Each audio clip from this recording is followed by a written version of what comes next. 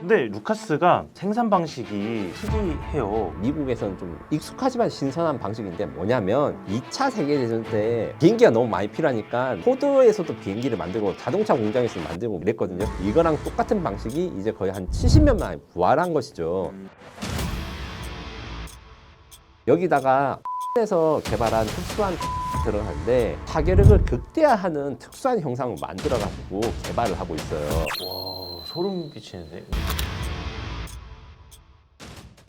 루카스가 주목받은 이유는 뭐냐? 루카스는 이제 저가형 장거리 공격 무기라고 할 수 있는데 기본적으로 미국의 최신 무기랑 개념이 너무 다른 거예요. 왜 다르냐? 잘 생각해 보시면 제가 맨날 이야기하는 미국 최신 무기는 뭐 스텔스 전투기라든가 최신형 미사일 다 미국이 독자적으로 설계하고 트렌드를 선도하는 느낌으로 갔는데 루카스는 적국의 무기를 베껴갔네. 일회용 공격 드론 원웨이 뮤테이션이라 해가지고 한번 가고 돌아오지 않는다, 가서 터진다는 개념의 이런 무기들은 사실 정말 많아요. 제가 이제 취재를 하는 것만 해도 지금 현재 70종 이상이 지금 생산되는 것만 이렇고 개발된 걸로 하면 200종 이상이 개발되고 있거든요. 무기의 역사로 봤을 때도 냉전 시대 이후에 미국이 다른 나라의 무기를 이렇게 복제해가지고 생산한 거는 전무후무한 일이다 보니까 이런 이야기를 많이 한 것 같아요. 뭐 이런 것들이 이제 역사적 배경이라 할 수 있는데 역사 이야기 또 나중에 또 재밌는 게 많고, 지금 샤이드 136을 역설계했다고 하는데 사실은 이제 완전히 설계도를 받아가지고 이렇게 하기보다는 기본적으로 알려진 스펙을 그대로 이식해가지고 생긴 건 비슷하지만 그렇다 해가지고 뭐 부품이 호환되거나 이런 건 아닙니다. 전장이 3m, 전폭이 2.4m, 그리고 이륙 중량이 82.5kg,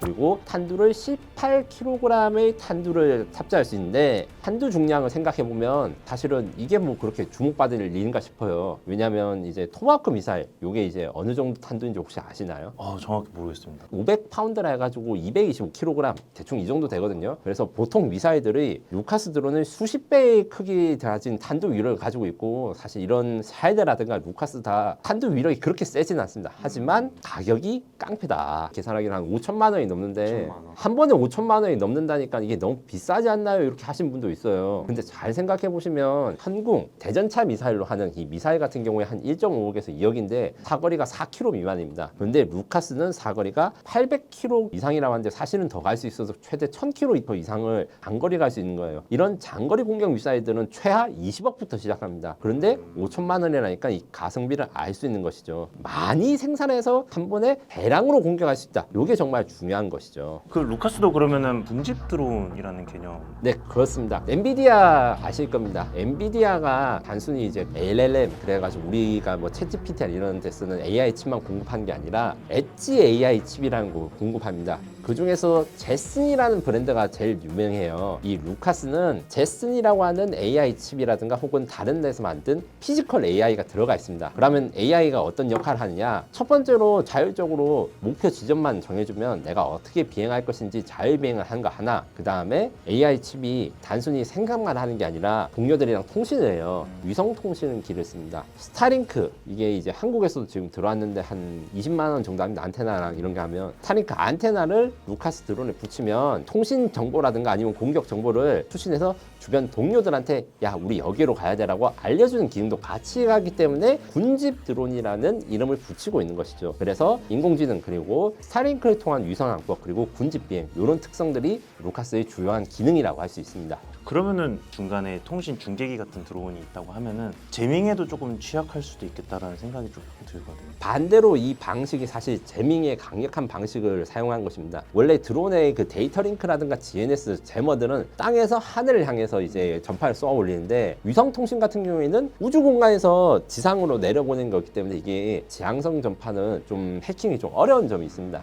그래서 이제 스타링크를 사용하는 게 사실 적국이 마땅히 그 위성을 제밍할 방법이 좀 많지 않아요. 이런 것들을 다 해서 샤이드보다 전파 방해라든가 이런 거에 훨씬 루카스가 강하다라고 이야기를 하고 있죠. 스타링크의 경우에는 얼마 전에 어떤 일이 있었냐면 올해 상반기에 러시아 우크라이나 전쟁에서 이 스타링크가 굉장한 위력을 발휘했어요. 왜 위력을 발휘했냐? 우크라이나군이 사실 스타링크로 해가지고 지휘 통신을 많이 했는데 러시아군도 스타링크를 똑같이 쓴 거예요. 그래서 일론 머스크가 러시아군이 사용하는 스타링크, 그러니까 뭐 러시아에 투입됐거나 아니면 러시아 계정들을 다 블록시키니까 러시아군의 지휘 통제제가 무너진 적이 있었습니다. 이때 러시아군은 그 지휘 통제가 무너지니까 어떻게 했냐면 스타링크도 일종의 유심칩이라고 해야 될까요? 그런 그 휴대폰에 들어가는 자기 인증칩이 있거든요. 우크라이나산 인증칩을 구하기 위해서 적진에 뛰어들어서 우크라이나 군이 쓰는 스타링크 안테나 이거 찾아야 된다면서 이제 뺏고 이런 일도 있었습니다. 이렇게 말씀 들어보니까 완전 스타링크가 달린 그 루카스는 이란이 되게 배 아플 것 같다라는 생각이 들어요. 왜냐면은 본인 기술도 뺏겼는데 거기다가 미국이 또 업그레이드 해가지고 재설계해서 만든 게 루카스다 보니까. 맞습니다. 그래서 사실 카피라고 할까요? 정말 희한한 게 러시아나 혹은 이제 이란에서는 제가 방금 전에 말한 루카스에 들어간 AI 기능 요걸 또 카피하기 위해서 미국제 엣지 AI 칩을 수입해서 하이드 드론에 달고 이런 것들도 지금 보고되고 있습니다. 서로가 서로를 열심히 컨닝하는 게 이 현대적인 세상인 거죠. 근데 루카스가 생산 방식이 약간 좀 특이해요. 제가 알기로는 연방정부가 IP를 소유하고 여러 중소업체가 전시에 이를 대량 생산하는 방식으로 알고 있는데 뭐 어디서 생산하는지 혹시 조금. 주 계약자라고 하는 데는 스펙트레웍스라고 하는 비상장 회사이고 애리조나주의 스코츠데일 기반에 있고 2018년 창업했다는 것만 알려져 있어요. 사실은 제가 그래도 나름 에비에이션 위크 예. 미국에 봉사했었는데 정부나 이런 데 보면 이제 항공 원로들이 많이 가지고 있다지만 그렇게까지 주목받고 있는 회사는 아니고 지금도 그 공장이 크지 않다고 하더라고요. 그런데 이제 초기 양산 계약으로 3천만 달러를 다 가지고 지금 정부가 IP를 소유하고 있다 했는데 이 IP라는 거는 설계 도면과 규격품을 다 가지고 있어서 지금은 이 스펙트레웍스라는 회사 하나만 생산하지만 만약에 이제 전면전을 하거나 전시에 더 필요하면 설계도를 여러 군데 뿌려가지고 이제 생산할 수 있다는 거죠. 미국에서는 좀 익숙하지만 신선한 방식인데 뭐냐면 2차 세계대전 때 항공기 중에 B-38, P-47, 뭐 B-21 뭐 여러 가지 이 항공기들이 설계하는 회사가 따로 있고 생산하는 회사가 따로 있었어요. 왜냐면 그때 비행기가 너무 많이 필요하니까 뭐 포드에서도 비행기를 만들고 자동차 공장에서 만들고 막 이런 식으로 해가지고 정부가 도면을 뿌려가지고 어떻게든 생산하라 이랬거든요. 이거랑 똑같은 방식이 이제 거의 한 70년 만에 부활한 것이죠. 그러면은 이 업체들을 뽑은 연방정부에서 너네들이 좀 만들어줘라고 하는 그 기준이 그렇게 허들이 높지 않았겠네요. 요거 같은 경우는 사실은 특별히 무슨 입찰을 했다거나 뭐 아는 심사를 했다 이런 게 없어요. 이 말인 즉슨 수의계약으로 정부 담당자의 내 아는 친구의 누가 보는 아마 미국도 대충 이제 인맥으로 상사하는 게 있어서 이런 중소기업들이 좀 된 거 아닌가 싶습니다. 어쨌든 근데 우리나라에 K루카스라는 별명을 가진 드론이 있다고 하더라고요. 네, 맞습니다. 대한항공이 만드는 KUSLM이라고 하는 이제 드론도 있어요. 이 장거리 자폭 드론은 스타링크는 아니고 이제 다른 위성 통신을 사용해 가지고 본부에서 이 비행기가 어디로 가고 있는지 적기가 잘 가고 있는지 그리고 중간에 비행 궤도 같은 걸 바꾸거나 이런 명령도 내릴 수 있고 인공지능도 탑재해서 어느 정도 자율비행도 가능하고 초장거리 비행이 가능하도록 설계되어 있습니다. 여기다가 풍산에서 개발한 특수한 탄두가 들어가는데 루카스나 이제 샤이드 같은 경우에는 일반 탄두 그러니까 고폭 탄두라는 걸 써요. 이 고폭이라는 거는 탄의 폭발과 파편을 생성하는 건데 그냥 일반적인 그 수류탄 비슷하게 생각하시면 됩니다. 근데 이 K 루카스라고 하는 거는 풍산에서 개발한 특수한 탄두를 만듭니다. 특수한 탄두는 파편을 아주 정밀하게 이제 모양을 그러니까 터졌을 때 이 파편들이 쪼개질 거 아닌가요? 네네. 그거를 그냥 이제 터트리는 게 아니라 네. 파괴력을 극대화하는 특수한 형상을 만들어 가지고 개발을 하고 있어요. 와, 어떻게 만드는 거죠 그걸? 이거는 이제 들으면 또 재밌는 과학적으로 빠지는데 네. 갑자기 여기서 탱크가 나옵니다. 말씀해 주십시오. 요즘 K2 전차라든가 격들이 위협을 많이 예, 받으니까 예. 능동 방어 장비라는 걸 달아요. 그렇죠. 예, APS. 그 능동 방어 장비에 다는 탄두가 특수한 탄두라서 폭발을 할 때 이게 모양이 변형돼 가지고 금속이 아주 세밀한 총알처럼 변하거든요. 총알이 아닌데 그런 기술을 응용을 해가지고 K 루카스의 탄두에도 그대로 적용됩니다. 그러면 무게가 같은 탄두라도 폭발 반경이나 파괴력이 거의 한 20에서 40% 이상 차이 난다고 합니다. 파괴력이 증가하게 되는 거네요. 어쨌든 그 넓은 범위를 다 초토화시킬 맞습니다. 만한 위력이 생긴다.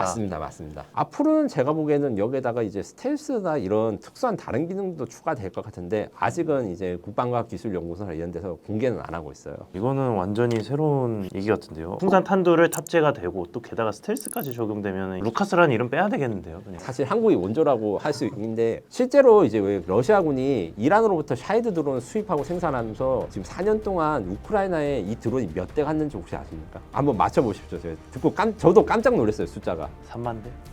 5만 7천 대의 드론이 생산돼가지고 우크라이나에 공격을 했다니까 이게 어마어마한 숫자잖아요. 근데 문제는 우크라이나 군도 각종 드론 방어 체계로 이 샤헤드 드론을 90% 이상 요구합니다. 그래서 앞으로는 적의 공격에 좀 방어할 수 있는 새로운 능력이나 이런 것들이 드론에 또 적용이 돼야 될 것 같아. 왜냐하면 싸서 좋지만 이 정도로 많이 떨어지면 사실 효율성이 떨어지는 거거든요.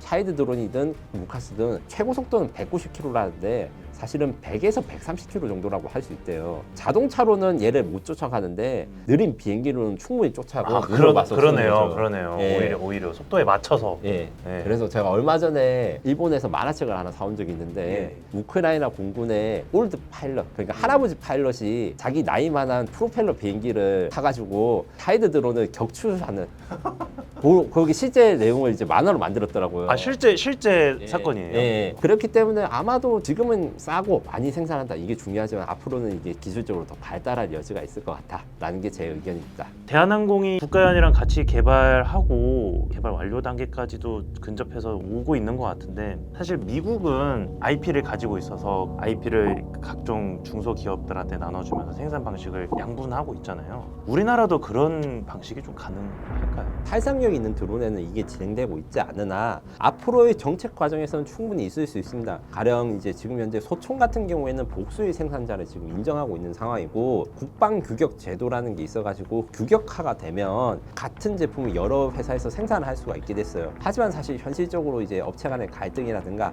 혹은 경쟁 문제가 있어서 제가 함부로 말씀드릴 수는 없으나 우리나라 중소 드론 업체들이 사실 수요 부족으로 굉장히 고생을 많이 하시더라고요.